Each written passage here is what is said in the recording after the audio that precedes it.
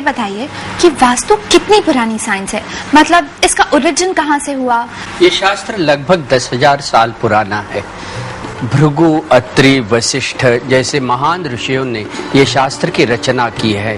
दूसरे धर्म में, जैनिज्म में भी 2 आगमों में इसकी बहुत अच्छी चर्चा पाई जाती है। बुद्धिज्म में भी इसी शास्त्र के मूल तत्व अलग अलग प्रकार से दिखाई गए हैं। सर, हमने ये तो जान लिया कि वास्तु कितनी पुरानी साइंस है।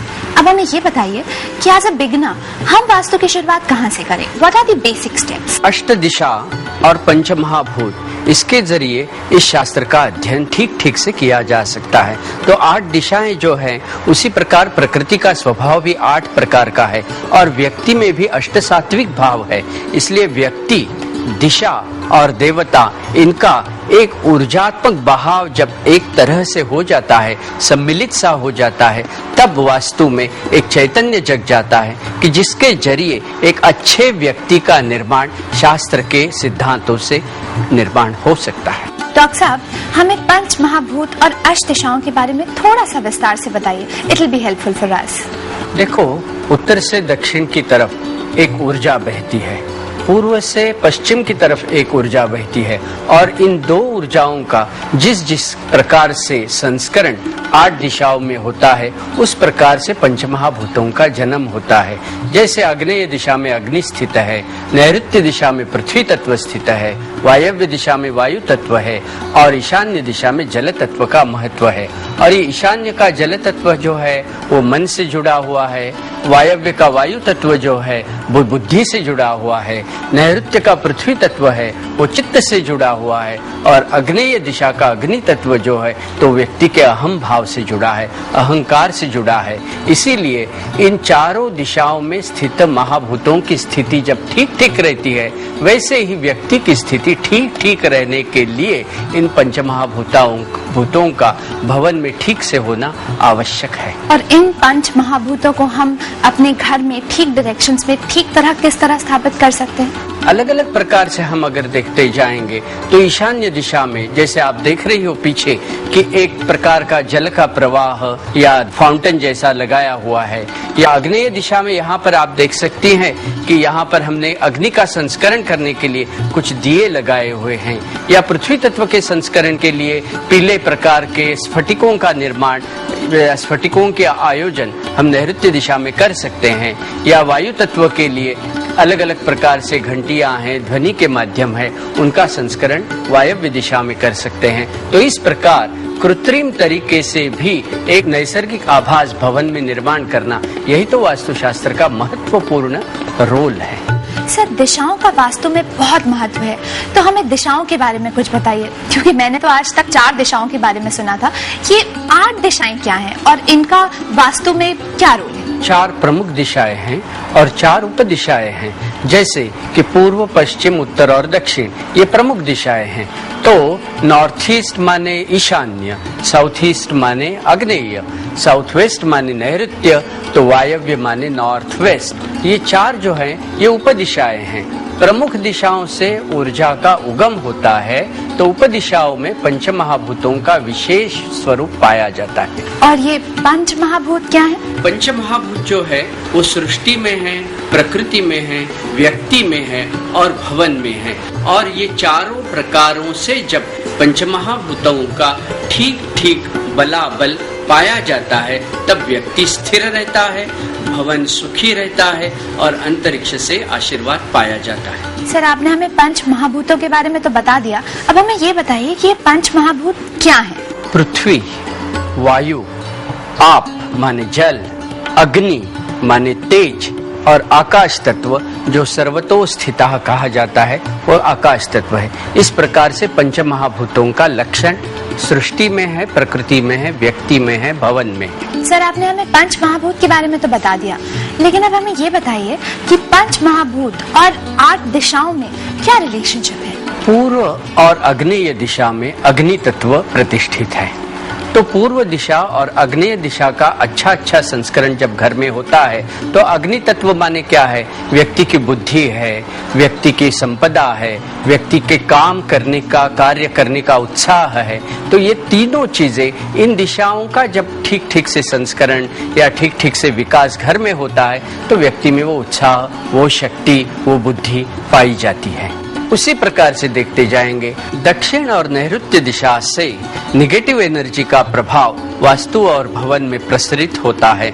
इसलिए दक्षिण और नैऋत्य दिशाओं में जब भी पृथ्वी तत्व का ठीक ठीक आविष्कार होता है तब ये निगेटिव एनर्जी का पूरा विसर्जन वो पृथ्वी तत्व में होता है। जैसे ही पृथ्वी तत्व में निगेटिव एनर्जी का विसर्जन होता है वैसे ही व्यक्ति को अपने भवन में, अपनी वास्तु में शुभ घटनाओं का अनुभव आना प्रारंभ हो जाता है। इतना महत्व दक्षिण और नैऋत्य दिशा में पृथ्वी तत्व का होने में इम्पोर्टेंस है। अभी जैसे देखेंगे कि वायव्य है और पश्चिम है, माने नॉर्थ वेस्ट और वेस्ट दिशा है।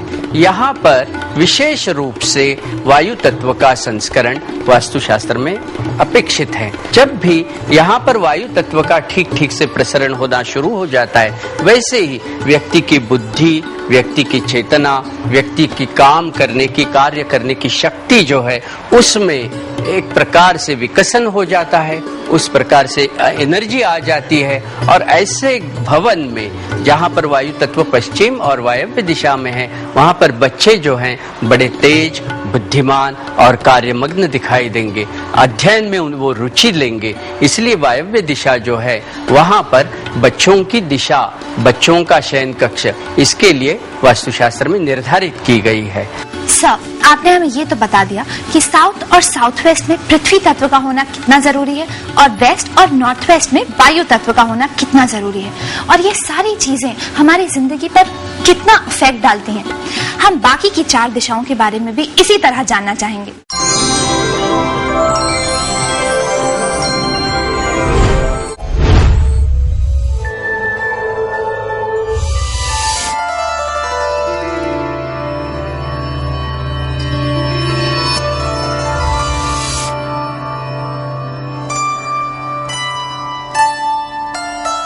Welcome back.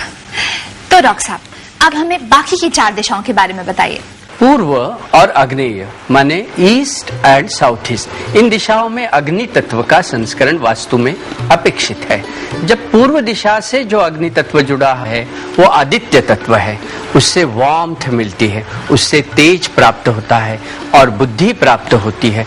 तो जिस भवन में अच्छे बच्चे पाए जाते हैं, संस्कारित बच्चे पाए जाते हैं, तेजस्वी बच्चे दिखाई देते हैं, वहां पर पूर्व दिशा का प्रवाहों का अनुभव आपको दिखाई देगा। और ये जो साउथ ईस्ट डायरेक्शन है ये भी अग्नि की दिशा है, लेकिन यहाँ पर अग्नि जो है वो फायर स्वरूप है। वो फायर स्वरूप होने के कारण यहाँ से जब भी अग्नि का संस्करण होता है तो उसके कारण अगर वो संस्कार ठीक से नहीं है, बिगड़ा हुआ है, तो वहां पर आग जैसा अनुभव होगा, जलन जैसा अनुभव हो जाएगा। इसीलिए जिस भवन में साउथ ईस्ट बिगड़ी हुई है उस भवन में यू विल ऑलवेज फाइंड कि वायलेंस, हिंसा इस प्रकार से अनुभव पाया जाएगा। सर, अभी अभी आपने कहा दिशा बिगड़ी हुई है। दिशा बिगड़ी हुई है से आपका क्या मतलब है? जैसे कि आग्नेय दिशा की हम बात कर रहे थे, आग्नेय दिशा में अग्नि तत्व का होना जरूरी है। और ऐसी दिशा में अगर वेल हैं, कुआं हैं, बोरवेल हैं तो इसका मतलब वहां पर अग्नि तत्व है नहीं, वहां पर जल तत्व है, मतलब आग्नेय दिशा बिगड़ गई। और आग्नेय दिशा में समझो बड़ी एक बालकनी है या टेरेस है तो ये क्या हो गया, एक्सटेंशन हो गया कि नहीं आग्नेय दिशा में। तो इस प्रकार से आग्नेय दिशा में किचन न होना, रसोई घर न होने से भी वहां पर फायर नहीं है, अग्नि तत्व नहीं है, इसका मतलब आग्नेय दिशा बिगड़ गई। देखो, अभी तक जो अष्ट दिशाओं के बारे में बातें हमने की, इसका शुभ और अशुभ होने का जो संकेत है वो संकेत मूलतः योग शास्त्र में पाया जाता है। मतलब योग शास्त्र और वास्तु शास्त्र के बीच भी कोई रिलेशनशिप है? हम तो कहते हैं कि ये जो वास्तु शास्त्र है उसकी जननी योग शास्त्र है। मदर ऑफ द वास्तु शास्त्र इज योग शास्त्र। ऐसे है क्योंकि जो जो धारणा जो कल्पना वास्तु शास्त्र में है उसके सीड्स और बीज जो है वो योग शास्त्र की थियरी में दिखाई देते हैं। उत्तर, ईशान्य और पूर्व दिशाओं पर चंद्र नाड़ी का प्रभाव है, अमल है, सत्ता है। जिस व्यक्ति को, जिस भवन को उत्तर, ईशान्य और पूर्व दिशा के प्रवाहों की प्राप्ति होती है उस व्यक्ति को peace, prosperity, stability and bliss जैसे महान गुणों का अनुभव हो जाता है। लेकिन ये चंद्र नाड़ी क्या है? देखो, योग शास्त्र में ऐसे कहा गया है कि व्यक्ति और निसर्ग एक दूसरे से जुड़े हुए हैं। तो व्यक्ति जब लेफ्ट से ब्रीथ करता है तो उसकी चंद्र नाड़ी चालू है, ऐसे योग शास्त्र में कहते हैं। और कॉस्मिक दृष्टि से देखा जाए तो उत्तर, ईशान्य और पूर्व दिशा जो है यहाँ पर कॉस्मिक नाड़ी जो है वो चंद्र नाड़ी मानी गई है।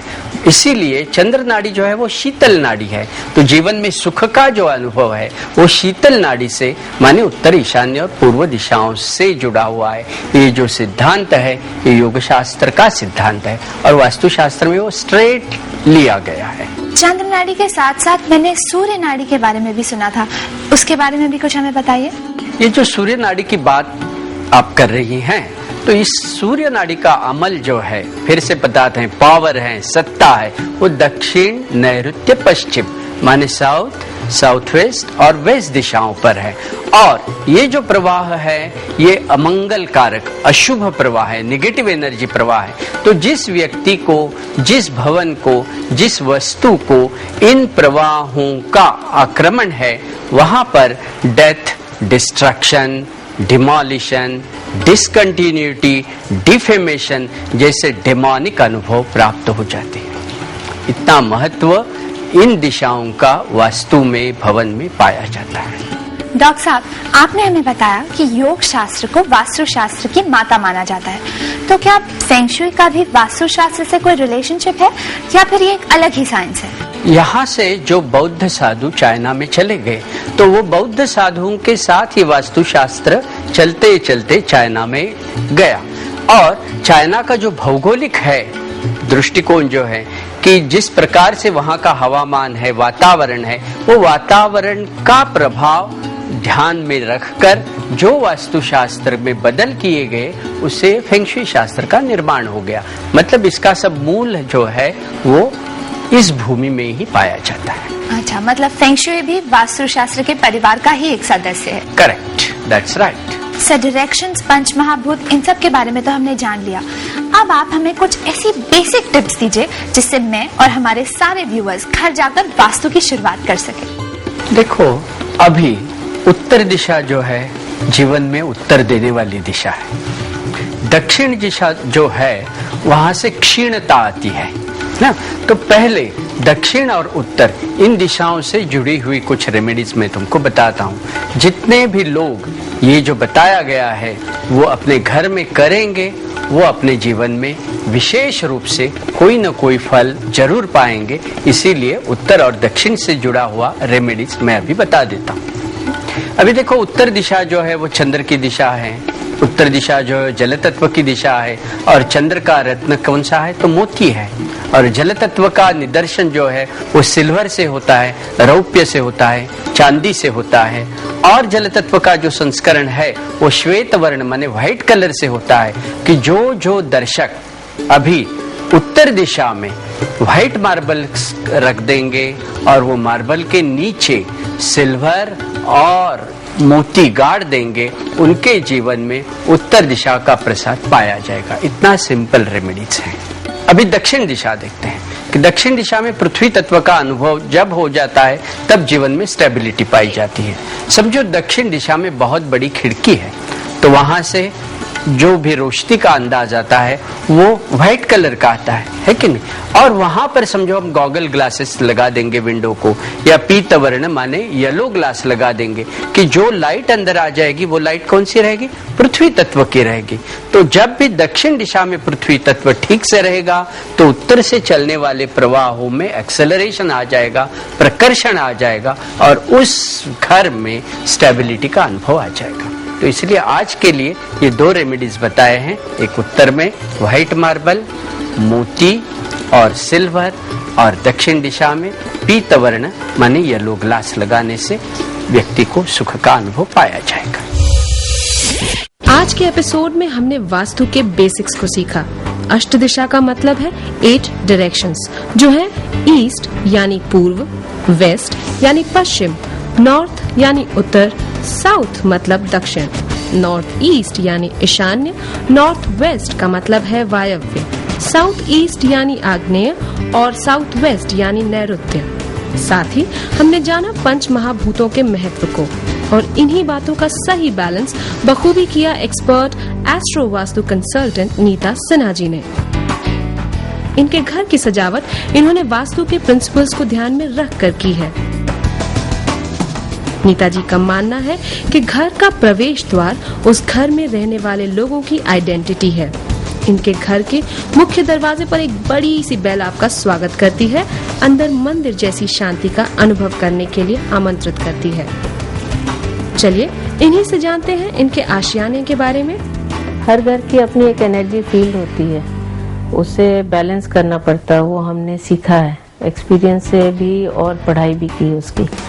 तो वो बैलेंसिंग हम मिरर से करते हैं, प्लांट से करते हैं, कलर से करते हैं। तो जिस घर में भी आप जाते हैं और वहाँ पे आप कंफर्टेबल फील करते हैं, दैट मीन्स कि वो घर की एनर्जी जो है बैलेंस्ड है। व्हेनेवर आई सी की हेल्थ प्रॉब्लम्स ज़्यादा हो रहे हैं या कुछ होते हैं, तो उसे फिर मैं उस कॉर्नर को, हर घर में एक हेल्थ जोन होता है, एक हार्मनी जोन होता है, उसको फिर मैं बैलेंस करती रहती हूँ डिफरेंटली, कभी कलर से, कभी प्लांट से। तो ये होता है। कई बार आपकी प्लानिटरी पोजीशन ऐसी है कि आपको बच्चों के साथ हार्मनी कम हो या कोई ऐसा प्लैनेट आपको डिस्टर्ब कर रहा है, तो वो एरिया को फिर ज्यादा हम ध्यान रखते हैं। तो देखा आपने एक नामचीन वास्तु एक्सपर्ट अपने घर को कैसे सजाती हैं, और इसका नतीजा पॉजिटिव, आई एम श्योर। हम अपने घर में बहुत खुश हैं और हमें बहुत अच्छा लगता है जब हम अपने घर में आते हैं और हमें जिंदगी से कोई शिकायत नहीं, हम बहुत खुश हैं। एंड आई अज्यूम कि we will lead a happy life.